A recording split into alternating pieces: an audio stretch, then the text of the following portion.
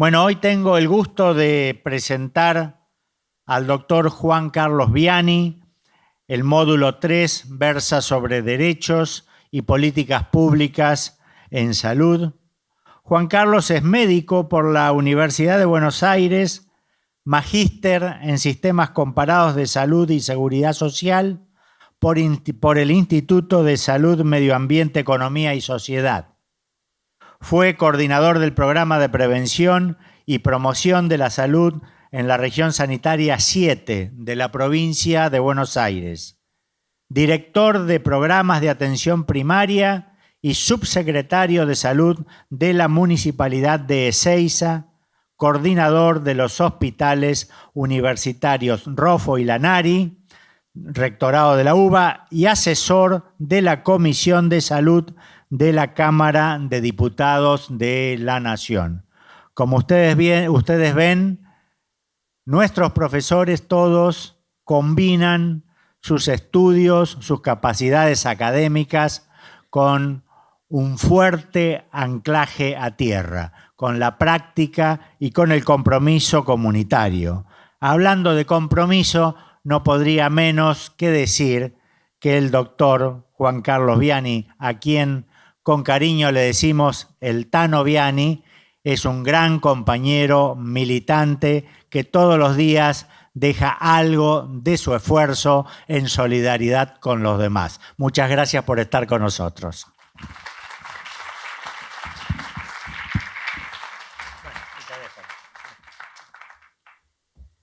Por un presentador así, consigo trabajo todos los días. Bueno, primero saludarlos, agradecerles la numerosa presencia de todos ustedes, agradecerle a la Universidad de Lanús que haya tenido esta iniciativa de formar, de informar, de conocer los aspectos de la salud que son muy importantes para quienes se desempeñan en esa batalla diaria de la salud en los barrios, en las comunidades, en los clubes, en las fábricas, porque es en ese lugar, son en esos lugares donde se gana o se pierde la batalla de la salud. En la Argentina tenemos un sistema de salud compuesto por diferentes elementos que ustedes habrán conocido en alguna oportunidad, que son el sistema nacional de hospitales, el sistema provincial, el sistema municipal, el sistema de obras sociales, que en nuestro país tiene 25 millones de afiliados, son los trabajadores y sus grupos familiares. Después están las obras sociales provinciales, tipo el IOMA. Después están las obras sociales del personal de seguridad, de las Fuerzas Armadas, del Poder Ejecutivo y de las universidades. Como verán, un despelote. Entonces, cuando uno lo primero que piensa es cuando intenta transmitir los conceptos de un sistema de salud en la República Argentina, lo primero que hacemos como médicos es tener un diagnóstico. Y el diagnóstico es que este sistema está disperso, está fragmentado y está desarticulado. Ustedes estas tres palabras las van a ir padeciendo, los más jóvenes tienen toda una vida por delante para padecer estas tres características del sistema. Que van a un médico y la deriva al otro y el otro da turno a los 8 meses, ¿no? O un paciente que está internado por un accidente cerebrovascular y el administrador del hospital o de la clínica o del sanatorio de la obra social está muy preocupado porque es un paciente que está peleando la vida, en la terapia intensiva, pero aparte le está gastando 25.000 pesos por día al administrador.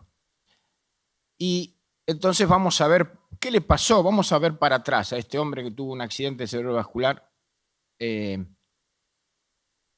Claro, seguramente no fue al médico. Ahora, cuando veo la ficha, en el último año fue 4 veces al médico.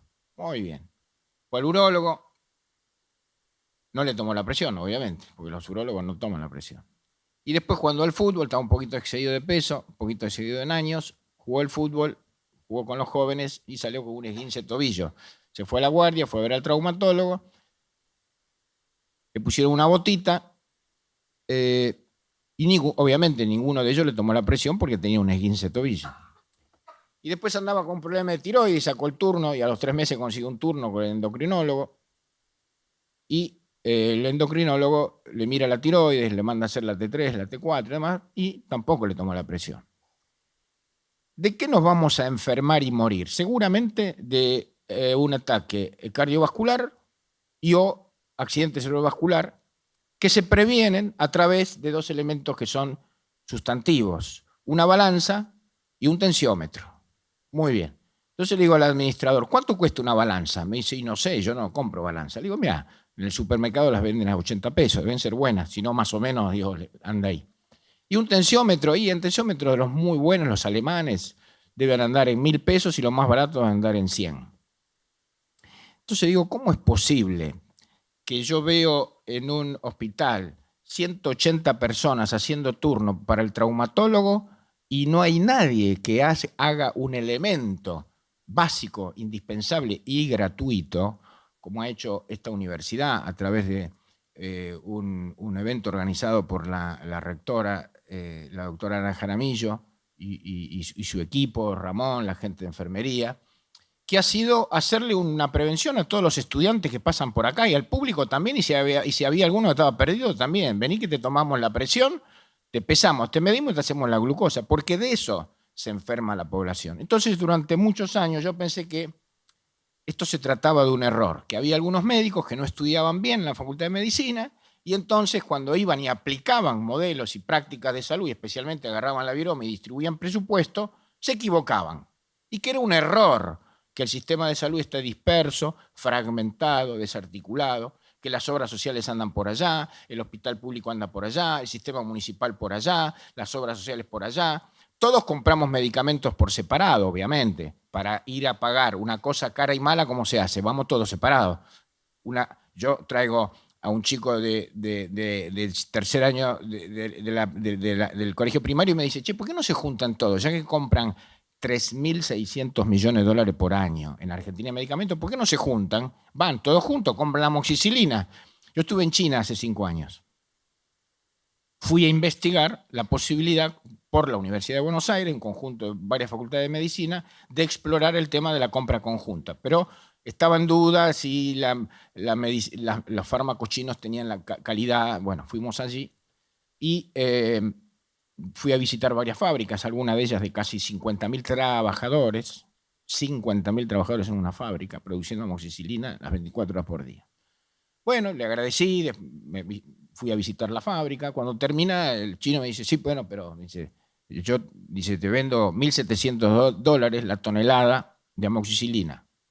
No, le digo, mire, no vine a comprar, vengo a explorar en nombre de las universidades públicas del Estado Nacional la posibilidad de hacer compras muy grandes, pero para eso tenemos que analizar los estatus de calidad de ustedes. Bueno, no me entendió, creo que bien, y a los 5 minutos me dijo, $1.300 te la pongo en el puerto de la Ciudad de Buenos Aires. Intenté, bueno, trajeron unos sanguchitos, me quedé a comer, la conversación termina media hora después, $350 la tonelada de amoxicilina en el puerto de la Ciudad de Buenos Aires. Me dice, usted tiene que ir a buscarla al puerto y yo te la llevo al puerto. Con lo cual digo, hoy esta desarticulación y esta fragmentación, donde cada uno malgasta su pequeño presupuesto, hace que cada 100 pesos que usamos en salud, todos los sistemas simultáneamente, de cada 100 pesos, 36 se los lleva la industria farmacéutica. Es decir, nos gastamos en medicamentos. Hay un número que es cantidad de cajitas de medicamentos vendidas por paciente por año, ¿no? Los 3 principales países en el mundo por consumo de medicamentos, no sé por qué, Italia, España y Argentina. Parece que tenemos algo en común. Por eso es escandalosa la cantidad de farmacias que hay. Hay más farmacia que el supermercado chino. Entonces, pagamos, a diferencia de España y de Italia, aproximadamente un 800% más el precio de los medicamentos. Porque ellos le hicieron caso al chino y seguramente le bajan en Madrid la tonelada a $300 y nosotros la estamos comprando algo así como a $15.000 la tonelada.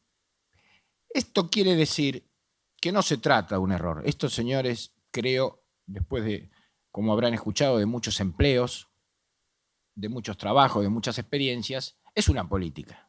Fragmentar la salud y tener todo disperso y dividido en miles y pequeños administraciones es un error. Por lo tanto, nosotros estamos acá para empoderarnos, para comprender mejor la naturaleza y que cuando ustedes realicen acciones de naturaleza comunitaria en los barrios, en la sociedad de fomento, en los colegios, en los jardines, en los clubes, organicen fundamentalmente las necesidades más básicas e indispensables. Hay miles de mamás que andan desesperados tocando timbres de todo el barrio, buscando una insulina, buscando un medicamento oncológico, y van a tocar puertas de los concejales y de los tíos y de un amigo y de un médico y del hospital y hacen colas acá. Y si los agentes sociocomunitarios, ustedes, que dentro de pocas semanas van a tener, producto de todas estas clases, seguramente una visión más clara de lo fácil y sencillo que es resolverle los problemas dramáticos de una persona que anda tocando timbres a ciegas a ver dónde le consigue el medicamento para hipoglucemiantes para su hijo que tiene diabetes. Porque el médico le dijo que tiene diabetes, la diagnosticó y le dio, agarró la recetita, le puso el sello, puso 3 medicamentos que cuestan 900 pesos y andá y arreglátela. Bueno, ese chico, esa mamá o ese papá, tiene que poner a ese chico bajo programa. Con el papelito que le dio el médico, se va a la dirección del hospital, le pone un sellito, porque siempre los sellitos son buenos, métanle siempre sellos de todo tipo, y cuando le digan, le pongo el sello, sí, póngame el de la provincia, de la nación, el del hospital. Cuanto más sellos, funciona mejor, se abren más puertas cuanto más sellos tiene una receta.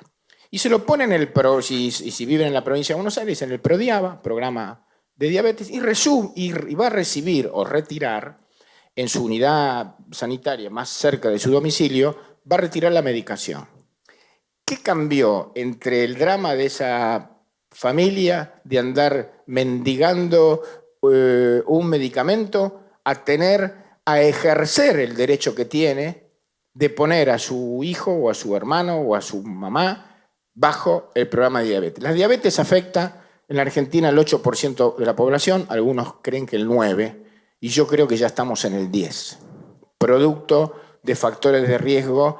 Algunos son genéticos, inevitables, y otros son evitables, como la gran cantidad de exceso de calorías, las comidas muy industrializadas, la falta de ejercicio, el sobrepeso y demás. Con la hipertensión pasa algo similar. Por lo tanto, en saber qué tengo que hacer con una persona que se electrocutó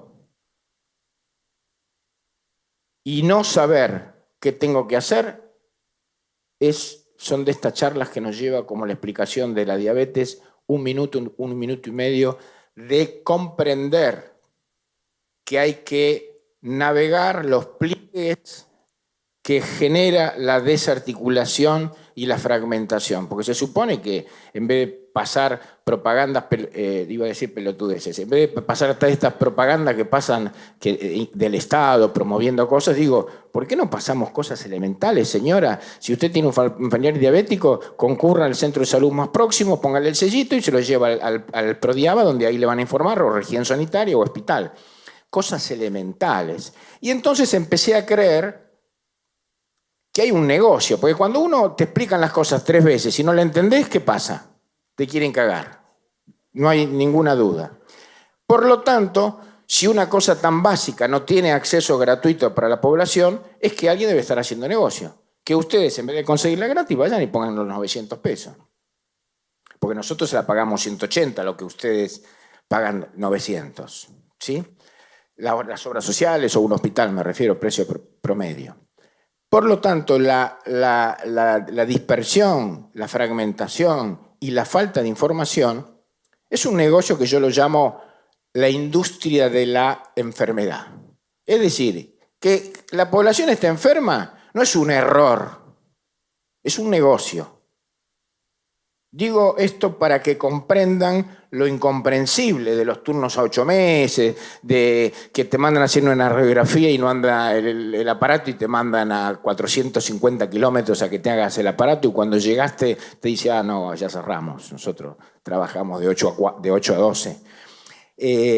Digo, comprender que tenemos que tener la inteligencia y la picardía de comprender los fenómenos que bajo la cobertura de errores, omisiones o desarticulaciones son una engañapichanga, son una picardía. Por lo tanto, nosotros tenemos que comprender, conocer e informarnos dónde tiene que ir un chico que necesita una medicación porque tiene leucemia.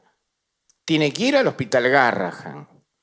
Y si tiene una intoxicación aguda por drogas, y lamentablemente en los 700 kilómetros alrededor hay un solo servicio con cama, que es el servicio de toxicología del Hospital Fernández en la Ciudad de Buenos Aires.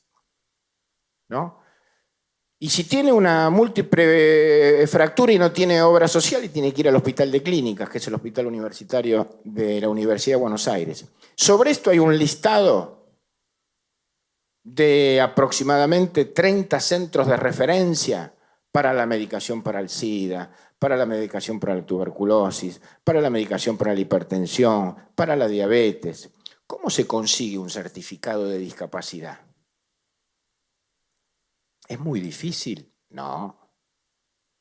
¿Quién sabe cómo se hace un certificado de discapacidad? Y el 99% de los médicos les aseguro que no, porque ellos estamos en otra, nosotros no nos ocupamos de esas cosas. ¿Sí? Acá está Ramón, un artífice, un colega, un enfermero del equipo de salud de la Universidad de Lanús, que es un ejemplo y es en su profesión que padece esta desarticulación, esta fragmentación y esta dispersión. Él ya le ha encontrado también la vuelta. Lo que pasa es que lo que creíamos necesario es transmitir esta información para que ustedes cuando se vayan de aquí se van a ir con un listadito donde tengo un chico que necesita una transfusión de plaquetas, tiene 1 año y medio, ¿dónde voy? Hay 2 bancos de plaquetas en Buenos Aires, en Argentina. Bueno, en Argentina no digo, 700 kilómetros a la redonda. Y hay 2 lugares, no hay 20. Ahora, a mí me costó 10 años saber dónde estaban. Digo, la idea es que ustedes en 2 minutos se lleven un papel con el listado de dónde están los secretos escondidos. Estoy hace 6 meses buscando el certificado de discapacidad. Cosas elementales, cosas básicas que debieran estar resueltas. Esa va a ser la tarea más importante, más allá de todas las condiciones teóricas que a lo largo de las charlas les vamos a ir entregando. Comprender lo que es la demanda, comprender lo que es la oferta, un establecimiento asistencial, monovalente, polivalente, polivalente, qué es la ley de salud, qué es la ley de obras sociales, la 23.660 y 61, pero son un montón de números que en general hacen muy bien para hablar. Pero la verdad que se ejecutan, seguramente ningún vecino le va a preguntar qué número de ley es la Ley Nacional de Obras Sociales. Está preocupado a las 3 de la mañana, toca el timbre y dice, che, ¿no sabés cuál es el número de la Ley de Obras Sociales? Y mirá que tuvo 3 modificaciones. Con lo cual, digo, no creo que sea los problemas de la gente el conocimiento profundo de la normativa, pero sí cuál es, dónde funciona la lógica del sistema, por dónde se entra, cuál es la información que tenemos que considerar prioritaria. Trabajar en el eje de la prevención, la promoción y la educación es vencer esta trampa de la industria de la enfermedad, que está esperando, por eso no nos toman la presión cuando vamos a... Yo voy a 17 médicos y salvo que vaya un cardiólogo, no me va a tomar la presión.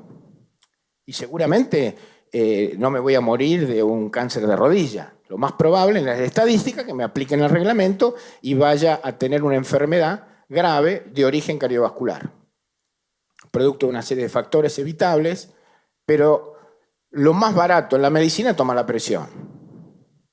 Ahí se gana o se pierde. ¿Dónde está la población que hay que tomarle la presión? En los colegios, en los jardines de infantes. Y hay que tomar la presión a los chicos, por supuesto que sí. ¿Y dónde está la gente? Y en los clubes y en los lugares de trabajo. A veces en los lugares de trabajo uno hace una campañita, hay 20 empleados en un supermercado o 35 en una curtiembre y vamos y con un aparatito le tomamos la presión. ¿Y qué encontramos? Y que de los 30, 10 son hipertensos. Sí, pero el problema es que 8 o 9 no lo saben. Y saber o no saber que uno es hipertenso lleva aproximadamente 32 segundos, que es tomar la presión. Y la puede tomar, si le explicamos bien a la nena. ¿Cómo se llama? ¿Cómo? Catara. Si le preguntamos, yo le explico a Catara, más o menos. Me llevará mis 15, 20 minutos, pero le hago y le enseño a tomar la presión. Me llevará 15 minutos. A lo mejor a ustedes me lleva un poquito menos. Pero, digo, debe haber algo que tenemos que comprender para resolver, que es los problemas básicos de la población se arreglan con cuestiones básicas, con cuestiones de articulación indispensable, y uno no está solo en la vida. Siempre en una unidad sanitaria, en un hospital, en una comunidad, en una obra social, en un sindicato, en un club, va a encontrar alguien que le preste un tensiómetro o alguien que le preste una balanza para hacer un relevamiento sanitario. Por lo tanto, un agente sociosanitario barrial tiene que conocer esto. Y una vez que conozcan esto, le van a decir, anda a hablar con Catala, que la tiene clara. Ella sabe dónde está el banco de drogas de trasplante de médula ósea. ¿Y por qué? Porque fue el otro día una vecina y le dijo que estaba hace 3 meses buscando la insulina y se la consiguió en 24 horas. Entonces, comienza a referenciarse el inicio de la construcción de un modelo de salud que está basada en la comunidad, en los trabajadores, en los jóvenes, en los viejos, en los centros jubilados. Ahí se ganan o se pierden las batallas. Cuando se perdió, no nos queda más remedio, hay que tener las clínicas, hay que tener los sanatorios, la mejor tecnología, gracias a Dios en la Argentina tenemos 3 premios Nobel de Salud, no es casualidad, creo que Estados Unidos tiene 2, le paso el chivo. Tenemos muy buen recurso humano, una aparatología bastante importante, pero la tenemos dispersa, con lo cual está todo hecho, pareciera que si uno no le pone mucho la lupa, pareciera que está como hecho mal a propósito. Con lo cual, comprender los sistemas de salud quiere decir conocer un montón de información que va a estar desplegada aquí posiblemente en los cuadernillos que se les vayan entregando o quienes crean más conveniente. Hay un montón de elementos teóricos que nos ayudan a comprender, por ejemplo, estos circulitos, qué es una necesidad, cómo se satisface, cómo se organiza la demanda, cómo se resuelve la oferta. Pero todo tiene una puerta de entrada, que es lo que denominamos la accesibilidad. Y la accesibilidad, una vez que se vence el primer paso de la accesibilidad, tiene el segundo problema, que es la continuidad. El sistema de salud, el más cercano que tenemos, es lo que muchas veces en las clases ya han escuchado hablar de atención primaria de la salud. Sí.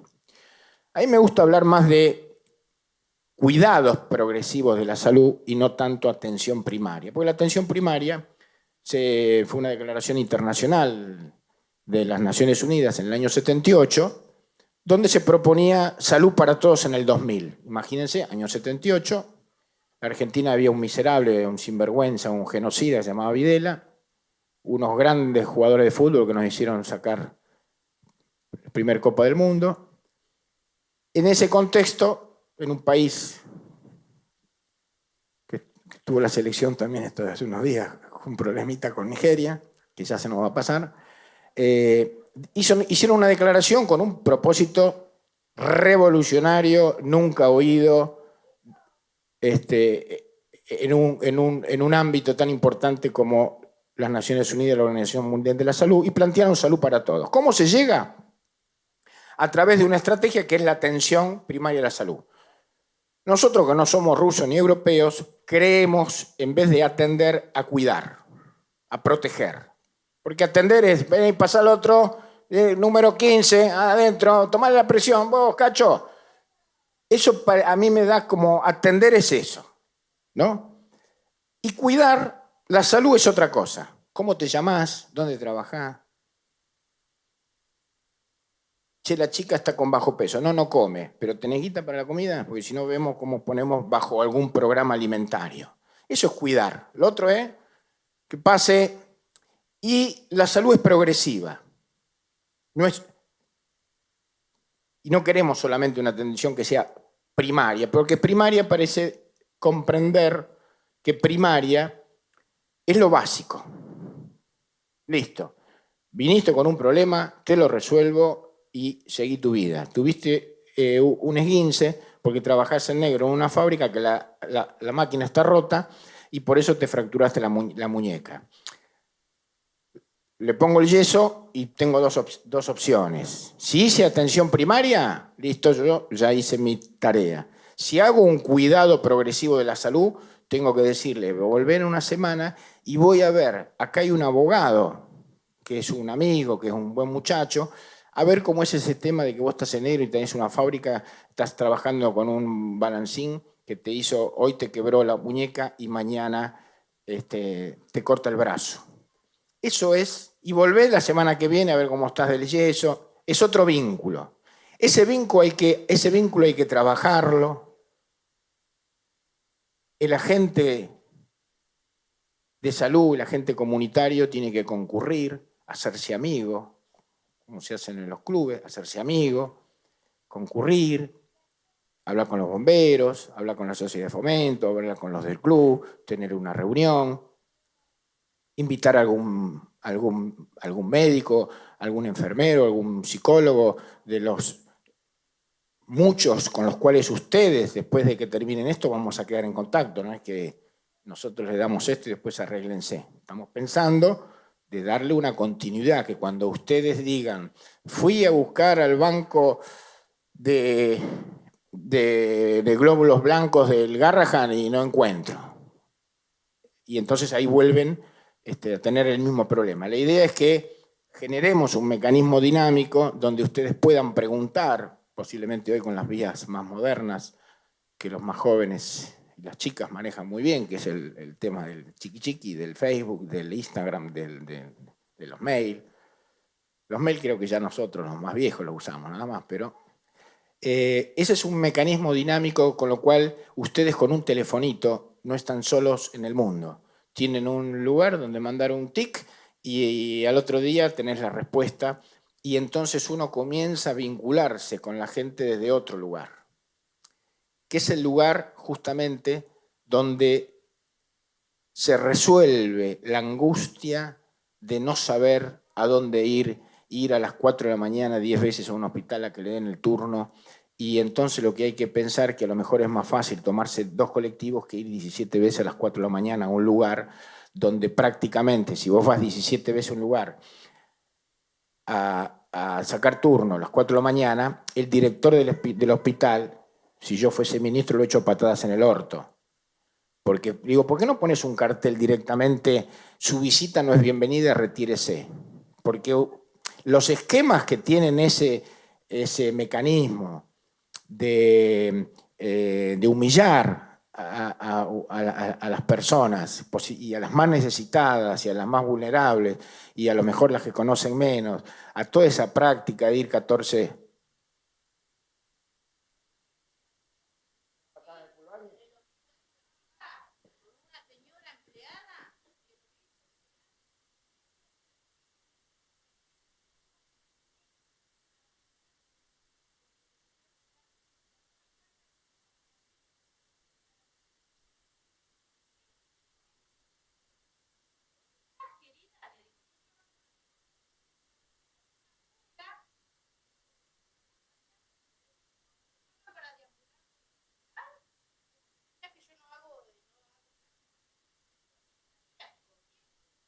Está claro, sin entrar en detalles. Está claro la idea. Está claro la idea. Está muy clara la idea. Eso, hasta que se los permite, como todos. Hacen lo que quieren. Está claro. Exactamente así. Todos están ahí. Entonces algunos dicen que como cobran poco hacen que trabajan. Entonces uno hace que le paga, el otro hace que trabaja. Y tampoco creo que sea un error los bajos sueldos que hay en salud. Me parece a mí como que hacen eso. Yo hago que te pago un sueldo y vos hacés que venís un ratito a trabajar. Entonces no le exijas mucho porque, ¿sabes qué? Te dejo acá y me voy porque entre venir a trabajar, lo que me cuesta el viaje, la ida, la vuelta, la comida, no sé si me conviene a trabajar. Ese mecanismo se resuelve organizando, hablando con otras pacientes, con otras mamás, con otros papás, con otros chicos o chicas que estén padeciendo la misma situación, juntar 10 personas y ir a hablar al director del hospital. El director del hospital, la última vez que vio 10 personas juntas fue en un cumpleaños en su casa, porque no reciben a nadie. Con 20, ¿sabes qué? Le toma al hospital. Pero digo, tomar conciencia y tomar poder es esto, es no quedarse en el grito individual, te voy a romper la cabeza, no sin violencia, por Dios, una forma de decir. Por eso, pero a veces uno, dime.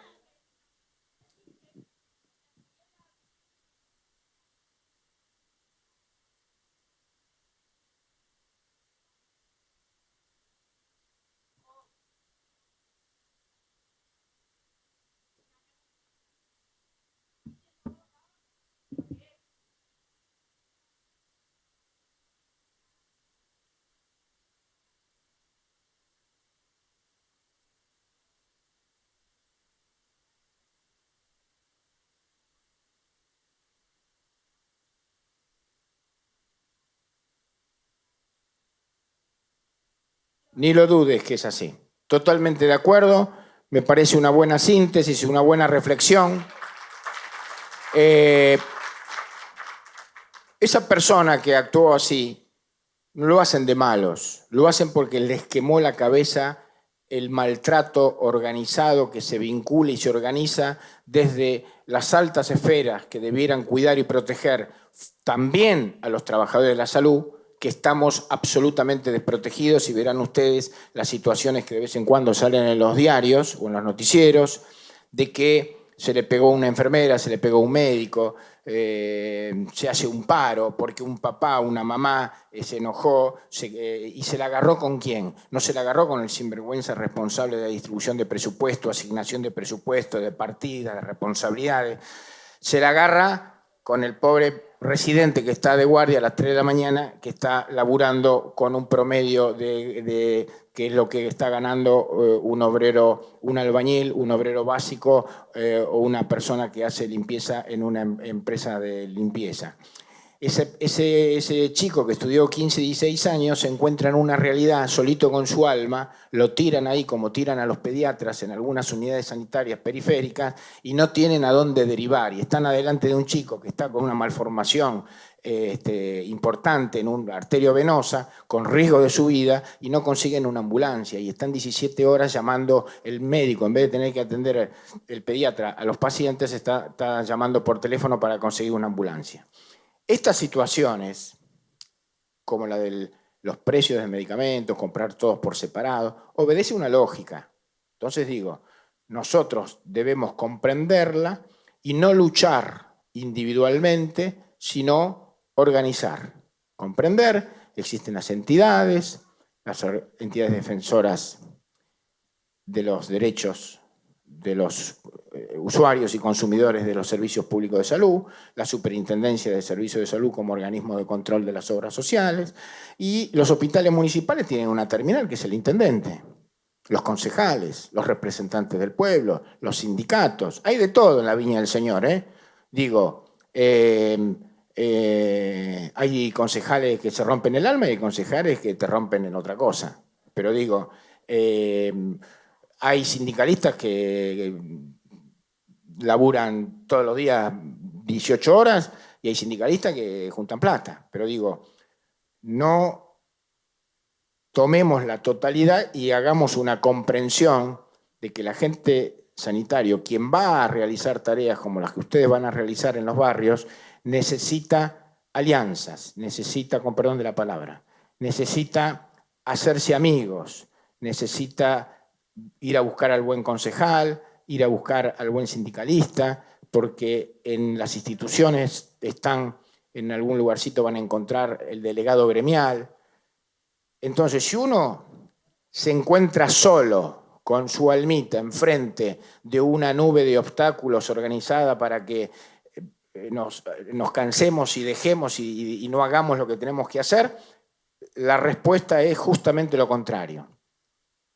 Articularnos, tejer una red, saber qué médico, qué médico tal día que te consiga el certificado de discapacidad, que te explica cómo se hace.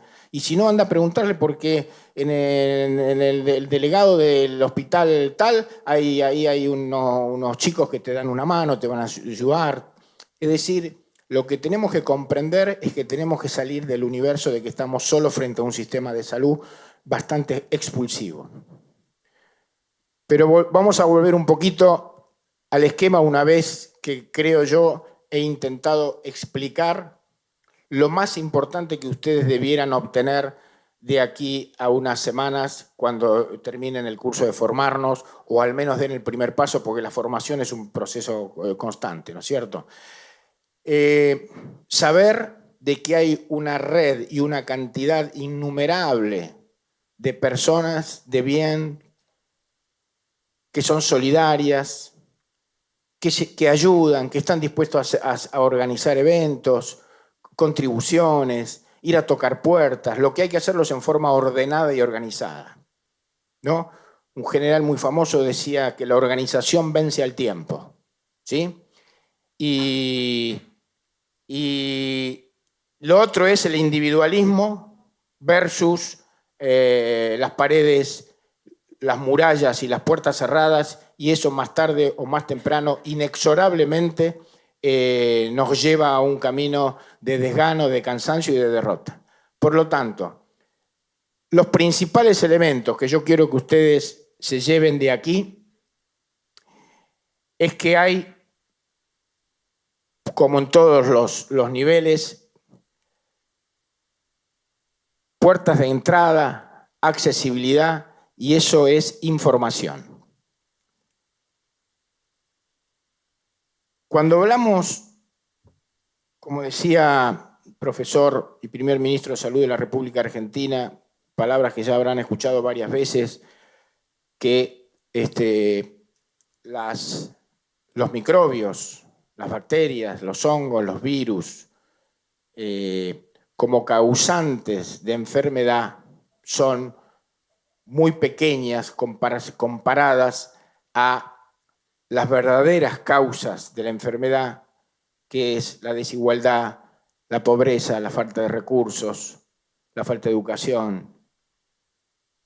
Por lo tanto, para comprender la salud y organizarnos desde la salud, tenemos que comprender cuáles son las demandas. Como yo sé un montón de cosas teóricas, porque las anduve estudiando por ahí a lo largo de mi vida, pero sé que el que tiene la llave para resolver la problemática de salud en una comunidad es la propia comunidad, los promotores sociales, la gente que tiene mayor sensibilidad social, por eso supongo que muchos de ustedes hoy están aquí, tienen una motivación, tienen una voluntad, tienen una idea, un ideario de saber que no se resuelven las cosas, ni solos, ni sin información y sin estar integrados en redes. La universidad, nada más ni nada menos, que no solo forma jóvenes trabajadores para darles un sustento teórico, sino que debe ser justamente, especialmente para la voluntad que tienen ustedes de ordenarlas, de organizarlas, de mantener una red, de mantener un contacto que permita, por ejemplo, la realización de un pequeño operativo de salud en una zona que ustedes consideran que está abandonada, en una población que tiene una mayor vulnerabilidad porque están viendo chiquitos que no crecen. Esa información yo no la tengo.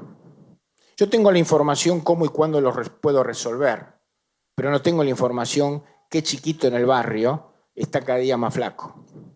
Entonces no tengo otra opción que si quiero hacer algo importante tengo que hacer detección precoz de patologías prevalentes.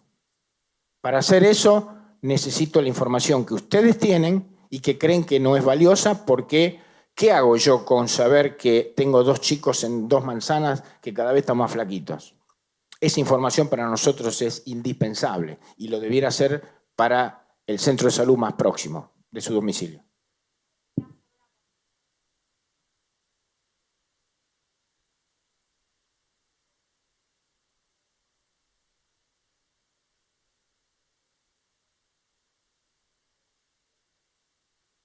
Bueno, acá Ezequiel nos guía y nos ordena, porque si no nos vamos.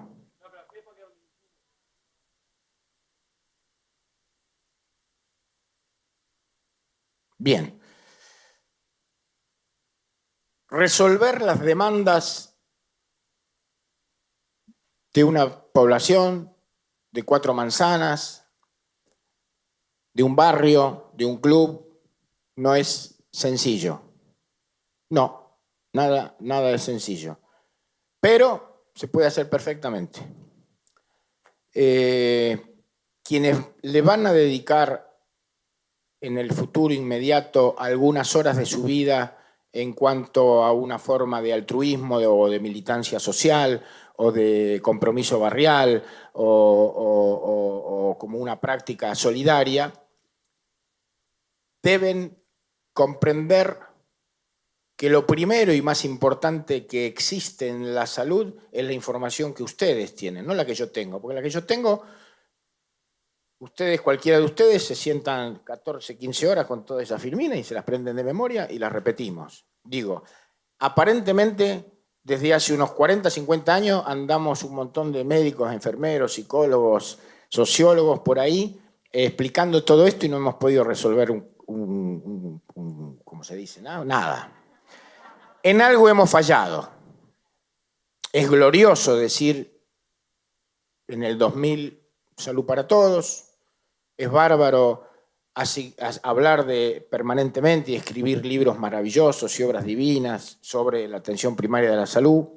Lo que no hemos logrado es convencer a la comunidad que se organice para reclamarle al Estado municipal, provincial y nacional las respuestas inmediatas de bajísimo costo que tiene para resolver los problemas del club, del barrio, de la sociedad de fomento, del colegio o del lugar de trabajo. Lo que necesitamos es conocer los jugadores que están queriendo formar el mismo equipo que nosotros. Y eso es, a lo mejor es el delegado municipal, a lo mejor es el director del hospital municipal o la enfermera de la salita o el jefe de bomberos del barrio. Lo que sí es importante que la información que ustedes poseen sobre enfermedades evidentes, como puede ser el gran sobrepeso de alguna persona que no se puede mover de su casa, eso no hay ningún problema. Lo llevamos al hospital de clínica, que está el mejor servicio de obesidad. Si no tiene obra social, se le da un turno. Esperemos que no 8 meses, estamos con bastante menos. Pero digo, muy poca gente sabe y anda por ahí dando vueltas en donde se le pone un cinturón gástrico o un bypass gástrico a una persona. Y obviamente que en el municipio de Lanús no se hace, en la zona de aquí tampoco, y es una cirugía que está en algunas obras sociales en discusión con respecto a la obligatoriedad o no, pero digo, la información de saber, la red, ¿no? Socializar la información, comprender que no todas las puertas están cerradas al mismo tiempo. Siempre hay una que está abierta. Lo que hay que tener es la información del dónde, el cuándo y cómo se accede. Por lo tanto, sé que está previsto posteriormente una serie de preguntas y demás. No se hagan problema por estos materiales, porque algunos son muy esquemáticos y muy buenos, pero tienen una cierta dificultad de explicarlos a cada uno, porque son 100 y pico, pero después creo que a través de algún mecanismo los que manejan Internet va a estar en la página, los que no se manejan bien veremos alguna forma de imprimir a lo mejor los más importantes, los que puedan hacer comprender la naturaleza de la articulación de los sistemas de salud, pero fundamentalmente ustedes los que tienen que saber que la salud es un derecho constitucional y lo que requiere para dar la respuesta es inteligencia, articulación, trabajo en red. Cada uno en su lugar donde va a realizar en el futuro acciones de este tipo, o a lo mejor tenían el interés de comprender que para ayudar no basta con la solidaridad, la voluntad y el altruismo. Para ayudar no hay otro camino que la organización y el conocimiento de a dónde concurro, a quién llamo, quién sabe dónde está el timbre que hay que tocar.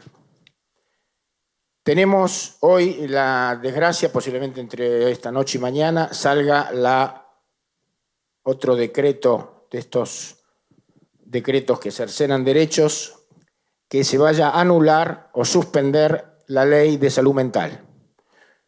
La ley de salud mental fue votada hace unos 5 o 6 años, con una discusión en la Cámara de Diputados de creo que de 25 sesiones, con la participación de todos los trabajadores de la salud, y pasamos de tener una ley de la Edad Media, ¿no?, donde se encerraban a los locos y algunas veces los golpeaban porque no había medicación, o en una época le daban electroshock. Es decir, el Borda, el Moyano, que los más grandes sabrán y habrán conocido alguna vez, que eran hospitales para encerrar a los locos. Y pasamos, bien a la Argentina, de una ley medieval a una ley de vanguardia, mejor que Francia, una ley de vanguardia. Producto de esto hubo muchas discusiones, y dentro de 2 años o 1 año y medio se vencía el plazo donde había que cerrar estos hospitales. En el 2020, si mal no recuerdo, se vencía el plazo para que estos hospitales, que se llaman monovalentes, es decir, que atienden una sola patología, eso no corre más. De ahora en más, todos los hospitales que quieran atender pacientes y que quieran organizar sus servicios de salud mental, de equipos interdisciplinarios, de psicólogos, sociólogos, asistentes sociales, trabajadoras sociales, lo pueden hacer, pero siempre y cuando el hospital sea polivalente, es decir, que atiende diferentes especialidades y que pueda tener un sector organizado. Inclusive teniendo al frente como directores a especialistas, a trabajadores de la salud que no sean médicos, gracias a Dios. Porque los médicos tenemos un problema de creer que somos los únicos que comprendemos o podemos resolver los problemas de la salud. Y yo, si hay algo que comprendí, que los médicos somos los menos formados para comprender, organizar y resolver los problemas sociosanitarios. Nosotros podemos resolver el mejor ataque hepático,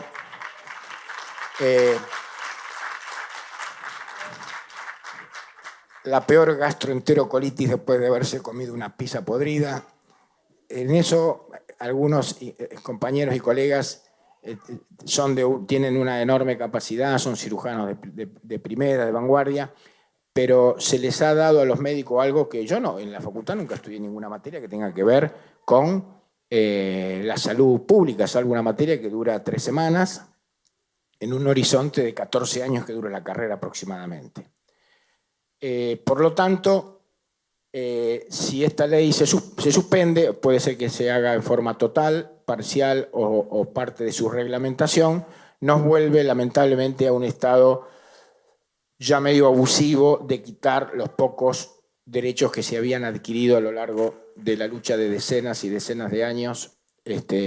Ganar derechos lleva 50 años, como llevó a las mujeres en nuestro país de ser una de las primeras que pudieron emitir el voto. Y a veces nos comparamos, digo, en Estados Unidos, hasta hace 20 años los negros no dejaban subir el colectivo. Y hoy creo que en algunos estados tienen que pedir permiso. Tenemos algunas ventajas, que salvo alguna cheta de Parque Norte, de Nordelta, no sé dónde carajo, de dónde era, digo, son expresiones minoritarias, no tenemos problemas raciales importantes, no tenemos problemas de naturaleza racial. Este ha sido un país de puertas abiertas que ha crecido con la inmigración de todo el mundo. Tenemos un territorio con las capacidades de darle de comer no solo a los 40 millones que no lo hacemos porque hay un tercio que no come todos los días bien, le podemos dar de comer a 400 millones de personas, pero lo más desagradable que tenemos, que es lo que nos pasa a la mayoría de los países latinoamericanos, a diferencia de, qué sé yo, de Nigeria o de Gabón o de Haití, que nosotros tenemos una enorme equidad. Tenemos estas ciudades offshore, como se llama Puerto Madero, que es una ciudad offshore, todo trucho, no hay uno que tenga una cuenta en el Banco Provincia, ahí las tienen todos en Panamá o en no sé dónde, pero digo, hay una enorme opulencia, hay una enorme, de una parte de la población que muestra una opulencia desagradable, y otros que padecen esta enorme injusticia que en un país, primer productor de leche del mundo, segundo productor de aceite de girasol del mundo, tenga que ir a un supermercado y comprar en el Jumbo la manteca made in Uruguay, la manteca Conaprole. Entonces esto quiere decir que en las prioridades de nuestros gobiernos no aparece con claridad la voluntad de resolver los problemas. Y el más difícil de todos, que hoy tenemos casi el 55% de los menores de 15 años concentran el mayor nivel de pobreza en la República Argentina. Esto es catastrófico en un país productor de alimentos que paguemos lo mismo, la misma base, el impuesto, paguemos el mismo impuesto, un litro de crema, un litro de leche, un litro de shampoo. El shampoo me refiero al champán. Entonces digo, o nosotros comenzamos a revisar y a poner sobre la mesa la enorme equidad que permite que nosotros tengamos niveles de internaciones por infarto y accidentes cerebrovasculares, uno de los más altos de América Latina. Es cierto que tenemos, a diferencia de otros países, una infraestructura a través de la conjugación de los sistemas públicos y privados y de la seguridad social, con importantes capacidades para resolverlo. Lo que es inexplicable que un accidente cerebrovascular, con lo cual en el 90% de los casos van a quedar con secuelas y en un 20% posiblemente vayan a morir en los próximos 90 días, se gaste el 60% del presupuesto de un hospital.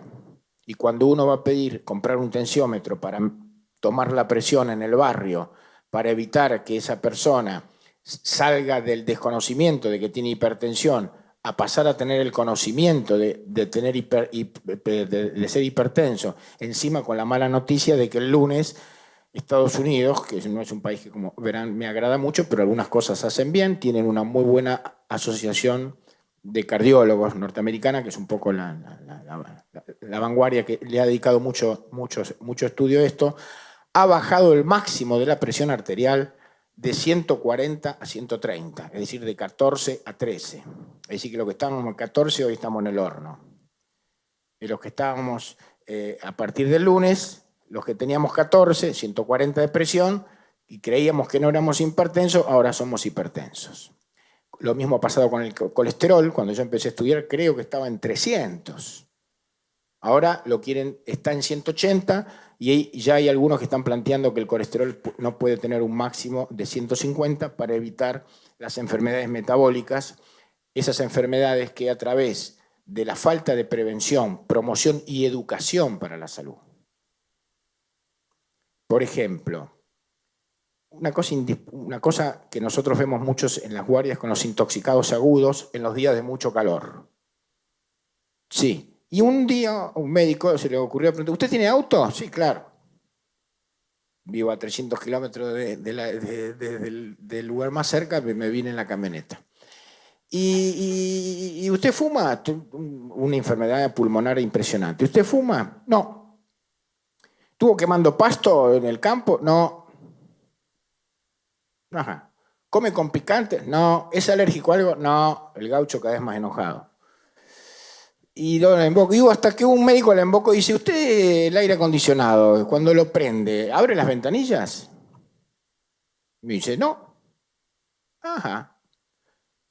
En el manual de los autos tiene aproximadamente 7.423 hojas promedio, con un tamaño de letra que oscila entre el 0,1 y 0,2 milímetros y tardamos entre 15 y 17 años en terminar de leerlo. En uno de esos puntos dice que no se puede bajo ningún punto de vista encender el aire acondicionado ni bien se abre el motor porque tiene una cantidad de benceno casi mortal. Si los autos fueran herméticos nos moriríamos ahí. Lo que pasa es que al funcionar después el aire se va mejorando. Digo, cosas indispensables como esta, ¿ustedes la escucharon alguna vez? Digo, y nosotros en las guardias tenemos persona con broncoespasmo que no se nos ocurrió nunca preguntarle si tiene auto y si en el auto que tiene el hábito de prender el aire acondicionado sin abrir como mínimo 2 minutos para que el aire que está en las mangueras, que es el que absorbió el benceno, nos lo traguemos. Porque la otra opción es llenar el auto de autos, entonces el benceno lo dividimos en 3, 7, 8, pero el que anda solo en el auto se lo chupa solo. Entonces digo, ¿cómo es posible que estas cosas sucedan? Suceden porque nosotros estamos distraídos. Nosotros no dimos la batalla. Algún organismo permitió que eso sucediera como si fuese una cosa banal. Por lo tanto digo, no hay actor más importante en la defensa de la salud de los trabajadores, de los argentinos, que la propia comunidad. Por lo tanto, no queda más remedio que organizarse, trabajar en red, comprender el fenómeno, no enojarse de a solos, enojarnos de muchos, porque cuando nos enojamos y vamos 10 a hablar con alguien, se cagan todos en las patas. Y ni digo que si juntan 300. Si juntan 300 van a ver al presidente del Consejo Deliberante que cerró una salita. La última vez que vio 300 personas fue cuando fue a ver Independiente, que se llevamos mucha gente nosotros a la cancha. Esto quería darles como el primer paso. Soy un convencido de que este tema lo tenemos que resolver ordenadamente, organizadamente. Para nosotros es indispensable el conocimiento que tienen ustedes del barrio, del club, de donde están, del centro de jubilados, porque es desde esa necesidad donde se resuelve la problemática. Ahora, como este tema lo tenemos bastante estudiado, la problemática es casi siempre la misma. Yo voy a Derqui, en Pilar, o voy a Florencio Varela, o voy a Berazategui, o vengo a Lanús, o me voy a Quitilipi, en Chaco, y veo que los problemas son más o menos los mismos. Digo, por lo tanto, las soluciones son más o menos las mismas. Hay que tomar absolutamente conciencia que debemos darnos una tarea que supere la vocación individual de ayudar, la solidaridad. Con eso solo no alcanza. Sin eso no damos ni un paso. Lo que sí debemos comprender que necesitamos que comprendan que la problemática de los fenómenos de salud que padece nuestra población son en su enorme mayoría factibles de resolver solamente organizando 10 personas, 5 personas, 4 personas, 3 personas en un barrio.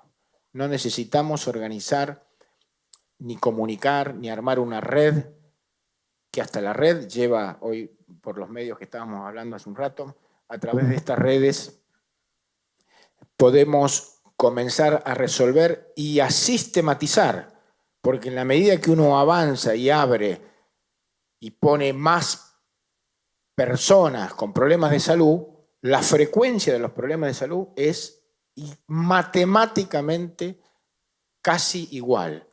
Por eso están los índices de prevalencia de las enfermedades, como la diabetes, como la hipertensión, como el cáncer, lamentablemente, donde lo que modifica sustancialmente la situación personal, familiar y de la comunidad es la detección precoz en los primeros síntomas, la realización de acciones de educación para la salud, la realización de acciones como estas que hablábamos hace un ratito, que tiene que ver con resolverle los problemas que la gente por sí sola no puede resolver.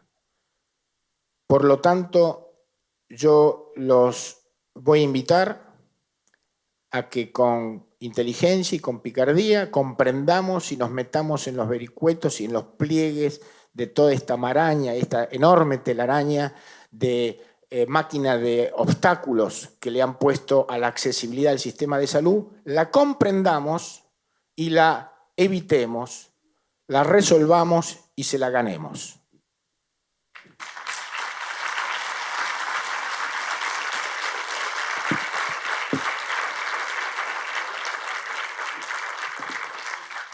Ezequiel. Bueno, gracias, Tano. Quédate si querés y respondés algunas preguntas de las compañeras. ¿Quién tiene? Allá habían preguntado... Perdón. Perdón. Bueno, buenas tardes, mi nombre es Pamela. En primer lugar, bueno, agradecer esta instancia de formación tan necesaria para todos los compañeros que desarrollan una tarea territorial, entendiendo, bueno, la transversalidad que tiene el eje de salud. Yo me anoté un par de conceptos, era como la primera pregunta que quise hacer, fue mutando en varias preguntas, pero siempre vinculadas a lo mismo. Es un poco más bien técnica. Principalmente, bueno, es esto, lo que usted decía, retomo uno de sus términos, del rol de la salud pública. Me parece que todos estos procesos que se están dando de parte de determinados gobiernos más neoliberales que tienden a mercantilizar la salud, ¿no? En este proceso de la CUS, de la salud mental, digo, no son casualidades, sino que son una línea ideológica en cuanto al eje de salud. Y también retomo esto de lo que usted mencionaba, el rol de la comunidad, en socializar la información desde nuestros espacios, desde nuestro lugar, y cuáles son quizás dentro de estos procesos, ¿no? Porque usted mencionó que el 55% de los menores de 15 años son los que tienen mayores falencias en cuanto a alimentación. Con lo cual, ¿cuáles son los...? También mencionó lo que son cuestiones más matemáticas, los efectos que podemos ver de un proceso como este, que en tan poco tiempo está generando tantas dificultades en lo inmediato. Digo, yo creo que todas las compañías acá pueden verlo en los barrios, los pibes que tienen hambre o que quizás no se puede acceder a métodos anticonceptivos y cuestiones que son cotidianas y de todos los días, o que ya no pueden tener la leche, o los viejos no pueden tener los medicamentos. Digo, ¿cuál es el panorama que nosotros estadísticamente nos podemos llegar a encontrar con cuáles problemáticas más puntuales? Usted mencionó, bueno, el tema del colesterol, el tema de la obesidad, de la diabetes. No sé si... Sí, claro. Gracias. Puntualmente tomo una parte de tu pregunta y te agradezco el tema del CUS. El tema del CUS, yo leí el proyecto más o menos unas 11 veces y como no lo entendí se la di a 2 o 3 colegas que saben mucho más que yo, que la leyeron 4 o 5 veces, no 11, y me dijeron, acá no se entiende nada. Yo le dije, ¿viste cómo es? Aplico el criterio número 1, el más importante, cuando lees una cosa 3 veces y no la entendés, porque alguien te quiere cagar. ¿Qué es el CUS? Básicamente es la venta de 17 millones de tarjetas magnéticas, a razón de $6 cada una, y después vemos. ¿Pero y cómo? Y si es un negocio. Si vos tenés un comerciante a cargo de un Ministerio de Salud, ¿qué querés que haga? ¿Políticas de prevención, educación? No. Vieron un nicho, vieron un negocio. Como esos que, viste, traen esos aparatitos que cuestan $1, después los venden a 100 pesos cada uno. ¿Cómo se llama? Esos que giran los cositos de eso. Me llama el tiqui-tiqui.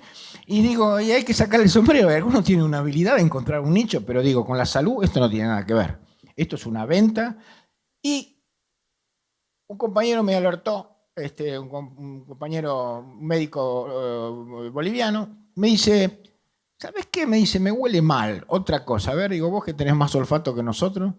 Me dice, me parece que nos quieren cagar a nosotros. ¿Por qué? Porque cuando impriman las 16 millones, se las van a dar a los que están con DNI. Y a los que están sin DNI, a los senegaleses que están ahí en 11 vendiendo las carteras y los relojes, esos brillantes todos que venden, y eso los van a dejar afuera. Es decir, que sería una forma de segmentar el sector más marginal, ¿no es cierto?, el de las economías populares, los que trabajan en las huertas del tercer cordón del conurbano, que hay muchos compañeros paraguayos, peruanos, y posiblemente yo no sé si, yo creo que para mí fue el negocio. Primero la plata, después vemos. Y creo que alguien también sospecha que dice, y de paso cañazo, y dejamos afuera 600, 700 mil personas que estarían en esta condición, que no tendrían esa tarjeta, por lo tanto no podrían ir al sistema público de salud. Tampoco podrían ir al de la seguridad social porque no tienen los descuentos, los aportes y contribuciones que hace el trabajador y el empresario. Por lo tanto, se quedarían sin la posibilidad y sería una invitación de que se vuelvan a su país. Pero por el momento es muy poco serio, no tiene ningún sustento sanitario el armar un esquema que ya sería el mismo, porque ¿dónde se atenderían? Con la tarjeta, ¿a dónde voy? Al mismo lugar donde vas ahora, a sacar turno a las 4 de la mañana 17 veces, y que no es que cambia, entonces yo voy a poner voy a duplicar la cantidad del presupuesto asignado a salud, por lo tanto voy a poner más recursos humanos, más tecnología, cosa de que en vez de la historia clínica tener que escribirlas a mano, como en 1810, la escribamos en una computadora, cosa que ustedes, cuando un paciente vaya por tercera vez, fueron al urólogo, fueron al endocrinólogo, el cardiólogo sepa qué medicamentos les dio los otros dos médicos, porque es esta cosa inusual que pasa en el sistema público de salud, que nosotros le preguntamos al paciente, ¿y usted qué toma? Y algunos se apiolaron y llevan en la tarjeta 17 cajitas de medicamentos, entonces nosotros ahí en el momento se nos agarra la locura y comenzamos a pensar qué contraindicaciones tienen estos 7 medicamentos, ¿no? Y yo a veces agarro el celular y miro las contradicciones, porque no me las acuerdo, porque son 36.000 las contraindicaciones, y ustedes sepan que entre el 1 y el 2% de las internaciones son producto de errores que cometemos los médicos al darle un medicamento que no sabíamos que la persona, ni la persona sabía que lo estaba tomando, mejor dicho, que no se recordaba el nombre. Mi abuela siempre anda en la cartera con sus 17 medicamentos, entonces dice, cuando me preguntan, yo abro la cartera, les saco las 17 cajitas con la tirita, ¿no es cierto? Y entonces ahí el problema no se resuelve porque el médico que tiene delante seguramente no tiene la posibilidad de cargar los 17 medicamentos y ver las interacciones. Pero ahí sí hay un sobregasto enorme. Con el CUS no tengo mucho más que aportar. Creo que no pasa por el Congreso de la Nación, a no ser que lo saquen por decreto, pero es absolutamente inconsistente. Nuestro país tiene posiblemente una fortaleza dentro del sistema de salud, que es la seguridad social. La seguridad social tiene un concepto importante, que es que los más jóvenes, los que ganan más dinero y los que tienen menos hijos, ponen la plata en una bolsa donde la gastan fundamentalmente los más viejos, los más enfermos y los que tienen más hijos. Eso es un sistema solidario de salud. Y creo que van por eso. Me parece que cuando se ataca al sindicalismo cuando se ataca a las obras sociales y se genera un manto de sospecha sobre todos, y al mismo tiempo es porque querrán, creo que va a ser la vez en los últimos 60 años, va a ser la vez número 19 que quieran apoderarse tanto de los fondos de la seguridad social, de los fondos de pensiones, del dinero destinado a pensiones y jubilaciones, como de la lógica, porque para mucha gente debe ser perverso. Dice, ¿cómo? ¿Con mi dinero que yo tengo que andar pagando a los gordos que tienen 8 hijos? Y sí, el que gana más, el que es más joven, que usa menos el sistema, y tiene menos hijos, que no es mi caso, pone, y el otro, cuando yo sea más viejo, más gordo y más enfermo, me voy a llevar la guita de los pibes que hoy están poniendo la plata en su cuota de la obra social. Y es así, eso es un sistema solidario. Funcionó bárbaro, pero hay algunos que parece que no les gustó. ¿A dónde?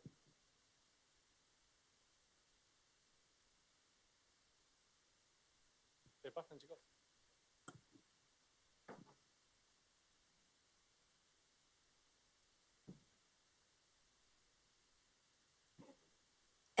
Volviendo al tema que usted decía, que la misma sociedad como que se queja porque el que tiene más hijos como que le tiene que pagar todo. Lo que yo veo es que hay un hueco también en lo que es el tema de salud. Me pasó que yo me puse el chip anticonceptivo, que me lo recomendó en la salita de Chingolo. Le comenté a mi mejor amiga y ella me dice, yo no te puedo creer, me dice que a vos te lo den gratis y yo tengo que pagar más de 20.000 pesos. Y yo le dije, mirá, le digo, o sea, no. El tema era así, tenés que tener un hijo o haber tenido un aborto o haber sufrido una violación o algo de eso. Ella me dijo, yo no tengo hijo, no sufrí nada de eso, pero ¿por qué no me lo dan a mí? Es como que eso también se ve o me pasó a mí por...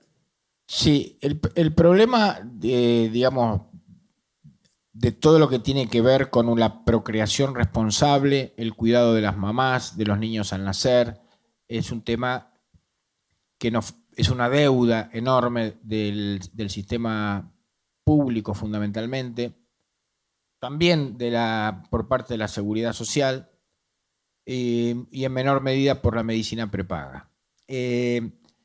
Sí, es así. En este país, mucha gente durante muchos años ha hecho un enorme esfuerzo porque la mayor cantidad de derechos y asignaciones presupuestarias debe estar destinado al más vulnerable, al que más lo necesita y no al que los demás crean que lo puedan necesitar. Hay una segmentación de acuerdo a una serie de niveles de ingreso y demás que definen la accesibilidad a los derechos. Por lo tanto, digo, me parece bien, es una resolución a proteger y lamentablemente, vuelvo al mismo caso de siempre, estoy casi monotemático, hay una enorme desinformación al respecto. Yo creo que si hacemos ahora una pequeña encuesta y hacemos parar al azar a 20 chicas, yo creo que por lo menos más de la mitad no desconocían este procedimiento. Hola, buenas tardes a todos y todas. Mi nombre es Karina, soy militante, trabajo en los barrios. Personalmente tengo una patología que se llama von Willebrand y tengo una hija que está al lado mío que tiene una hiperplasia nodular focal hepática. Mi hija me preguntaba hoy que preguntara, no se animó a preguntar, ¿por qué cuando va a la sala del barrio, ella es paciente del Hospital Garrahan, ¿por qué no la quieren atender? Una de las tantas. Otra cosa que me llevo es lo que usted dijo en un momento de la charla, de que nos juntemos 4 o 5 personas para poder enfrentar a las autoridades que correspondan. Nosotros estamos a 4 cuadras de la sala del Seibo, que está vacía. No tenemos médicos de 24 horas, viene un médico clínico no sé cada cuánto, no sé si está mi compañero Fernando en la sala. Obviamente que los hospitales van a colapsar.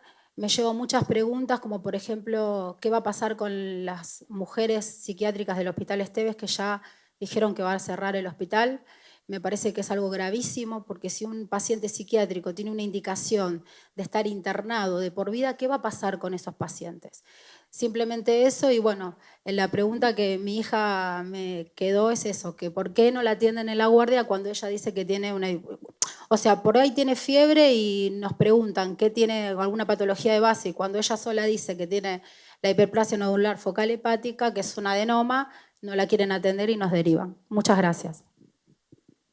Bueno, eso es la verdad, un mal acto.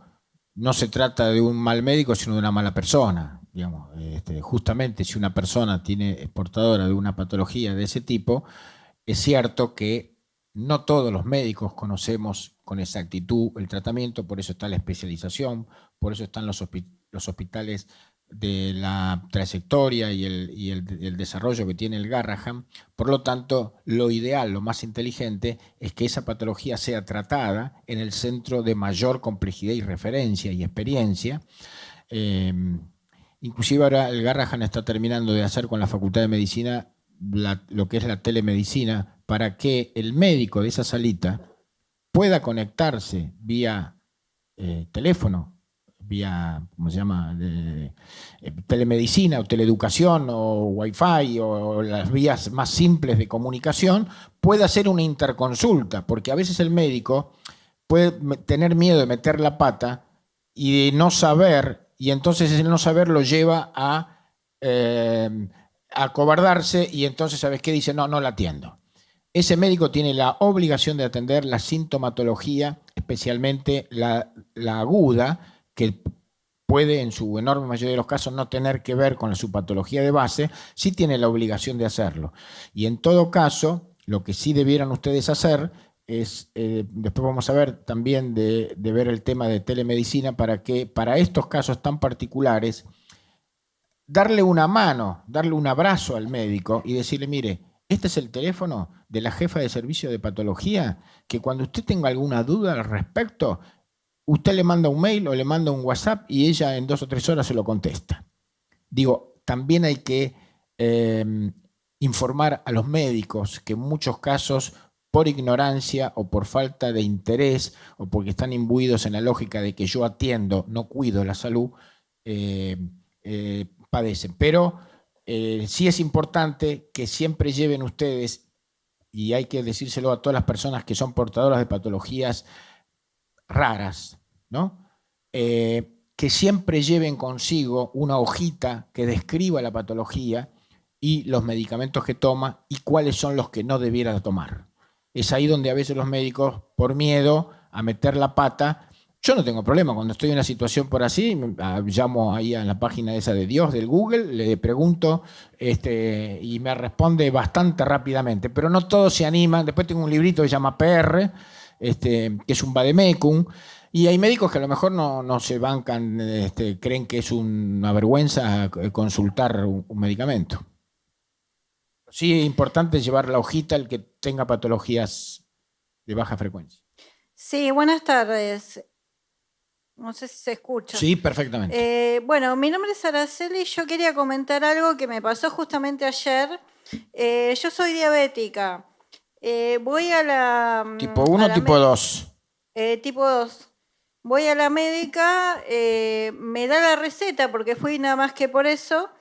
Y cuando voy a pedir a la farmacia de la salita, me mira la receta y me da nada que ver con lo que yo venía tomando. O sea, no me explicó nada, me cambia la dosis de la medicación. Y no solo esto, sino que yo me anoté en el Prodiaba en abril. Y le pregunto a la chica, ¿cuánto demora en salir? Me dice más o menos 3 meses. Mirá, le digo, yo lo tramité en abril, estamos en noviembre. Y hasta ahora no pasa nada. Me dice, no tenés que volver a anotarte, tenés que esperar. Bueno, hoy obviamente fui al hospital y conseguí la medicación. Pero el tema es, retomando esto con la CUS, si nosotros no nos unimos, tanto pacientes, usuarios de hospitales y tanto o salitas con los profesionales, va a ser muy difícil el poder luchar contra los que nos quieren imponer. Por eso es importante el 1 de diciembre que va a haber justamente una marcha en cuanto a esto. Perfecto. El tema de la diabetes, cuando haya un problema de demora, no hay un problema de accesibilidad, no hay problema de derecho, es decir, te están reconociendo el derecho y quedas ahí atrapado en esa situación que no te dicen ni que sí ni que no. No te dicen no, no se la doy más, no se la doy, quedas en el limbo. Y hay que mandarle 1473 mails y mensajes de texto al director del Prodiaba.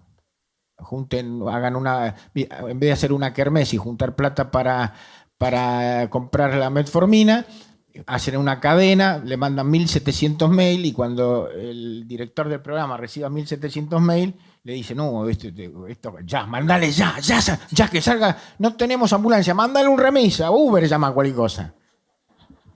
Bueno, hacemos una Funciona con pressing esto, ¿eh?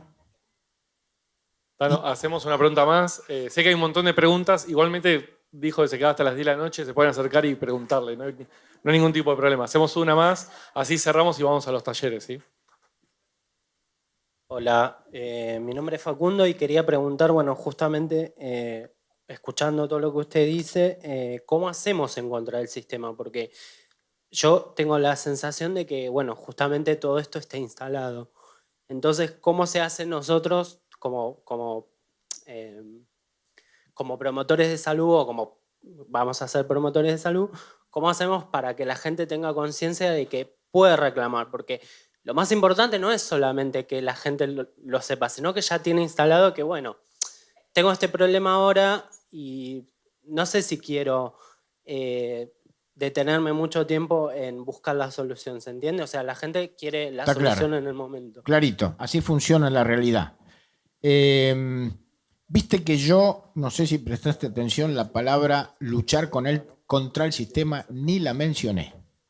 Porque no se me ocurriría ir a pelear con una espada contra 400 tanques. Entonces, ¿qué hice? Lo que nos enseñaron algunos escritores argentinos, entre ellos Arturo Jaureche, inteligencia y picardía, caminarle los pliegues al sistema. Meterse en las contradicciones del sistema y saber de que la medicación cuando mandaste, no 1473, cuando mandaste el 9º mail, te empieza y se abren un universo de reacciones que nosotros debemos entender que son muy cagones. Se hacen pis con 2 mails. Lo que pasa, no dije eso, no quise decir eso. Lo que pasa es que creemos que no estamos en condiciones de, pero yo lo que les transmito, porque las vueltas a la vida me han puesto de varios lados del mostrador, y he comprendido estando arriba, y cuando preguntáis, ¿por qué no en la salita no está el medicamento?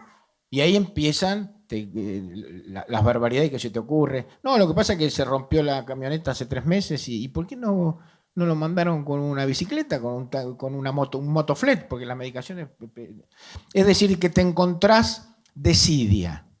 La desidia es, y la desidia, no quiero decir otra palabra, porque es desidia. La desidia es gran parte de las responsables, porque como hay un tema legal acá, entrega de medicaciones que ponen en riesgo la vida y la salud, es la diferencia entre urgencia y emergencia. Las dos conllevan una connotación legal. Y si esa paciente que padece diabetes sufre una descompensación diabética por falta de la medicación y a alguno en el barrio se le ocurre llamar a un abogado y presentar, que vaya preparando por lo menos 1 millón de pesos el responsable para compensar económicamente el daño a la salud que le ha hecho esa familia. Es decir, que lo que nosotros tenemos que comprender es que el sistema es vulnerable cuando uno le lee los derechos que yo tengo. pero para eso los tenemos que saber. Entonces, el PRODIABA es una resolución número 1774 del Ministerio de Salud de la Provincia de Buenos Aires, hay una ley nacional, y entonces cuando vos le mandás el número de ley, el número de resolución, y dice, este me pone, este tiene un abogado atrás que le está bajando línea y me matan. Entonces, ¿sabes qué? También hay respuestas individuales, que también, por eso digo, contra el sistema nos metemos, y en algunos lados sí, hacemos una marcha, hacemos solicitadas, hacemos denuncias, hacemos presentación de proyectos de ley, de proyectos del Consejo Deliberante, pero digo, después tenemos la más fuerte de las cartas, las tenemos en la mano, que es identificar al funcionario, ¿viste? Google, funcionario, ministro de Salud, director, secretario, y les mandás, y uno le dice al otro, ¿qué pasó con este paciente? Y dejan las reuniones por una metformina en el Seibo. ¿Es así? Increíblemente sí es así. ¿Cuántas mails se reciben por día de estos? Ninguno. Uno a lo mejor por día te toca. ¿Y por qué no lo hacemos? Porque lo que tenemos que hacer es esto. ¿Viste? Hay que viralizar esto, porque esta información la multiplicamos por 300 y empiezo a hacer, yo de matemática no sé mucho, pero digo, en una semana son 500.000 personas que conocen este formato, ¿no? De reclamo. Bueno, perdonen, vamos a tener que hacer un intervalo o seguir en el trabajo en los talleres, y el doctor Viani, a quien le agradecemos porque realmente ha dispuesto mucho de su tiempo, queda a disposición, nos ha dicho, para seguir respondiendo consultas.